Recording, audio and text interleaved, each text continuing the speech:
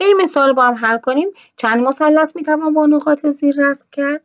خب برای حل این سوالا، این مدل سوالا ما کافیه یه دونه رأس داشته باشیم، مثلا اینجا یه رأس رو در نظر و این نقاط رو به هم وصل میکنم. تعداد پاره خط هایی که با این نقاط به دست میاد و به دست میارم. خب و هر کدوم از این پاره خط هایی که به دست میارم، مثلا این پاره خط بیام به این رأس وصل کنم، میشه چی؟ یه دونه مثلث. پس من اینجا میام تعداد پاره خط ها رو این قسمت به دست میارم. تعداد پاره خط. تعداد پاره خط فرمولش چیه؟ تعداد نقاط ضرب در تعداد فاصله. خب ضرب در تعداد فاصله تقسیم بر 2. الان چند تا نقطه دارم اینجا؟ 5 تا. فاصله هم چند تاست؟ 4. تقسیم بر 2 میشه چی؟ 10. پس 10 تا پاره خط دارم.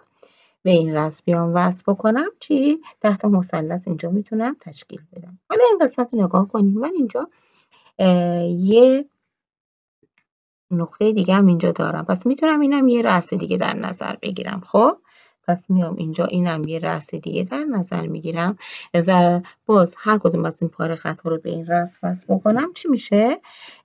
اینم میشه تعداد پاره خط ها و تعداد مثلث ها رو تشکیل میدم دیگه. پس اینجا برای این قسمتم اگر من میگم دوباره 5 تا نقطه هم هستش، 4 تا فاصله داره، تقسیم بر 2 بکنم میشه 10.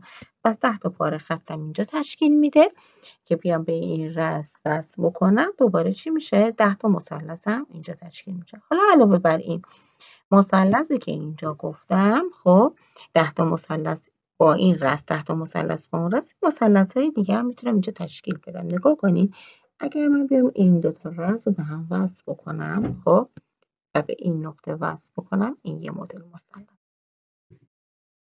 دوباره همین دو تا رأس رو که دارم به این یکی نقطه وصل بکنم، 2 تا اینور میتونم مثلث همینجوری تشکیل بدم، 2 تا اینور. خب پس 4 تا مثلث هم من اینجوری میتونم تشکیل بدم.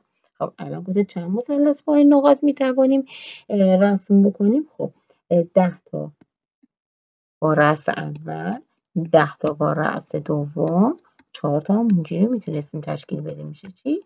24 تا مثلث میتونم با این نقاط رسم بکنم و پاسخ میشه گزینه 5.